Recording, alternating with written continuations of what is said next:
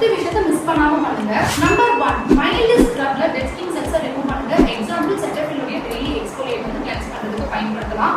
Number 2 oil infused ஆகாத micellar வாட்டரை use பண்ணி எக்ஸஸ் ஆயில் டர்ட் எல்லாம் ரிமூவ் பண்ணிடுங்க. பிகாஸ் மிசலர் வாட்டர்ல சாஃப்ட் மாலிகுல்ஸ் இருக்கிறதுனால ஈஸியா ஆயில்ஸ் வந்து அட்டாக் பண்ணிடும். நம்பர் 3 நம்ம யூஸ் பண்ற மாய்ஸ்சரைசர்ல இருந்து எல்லா மேக்கப் ப்ராடக்ட்ஸுமே நான் கமர்ஷியலா இருக்கும். Number 4 silicone based mattifying primer பயன்படுத்தும்.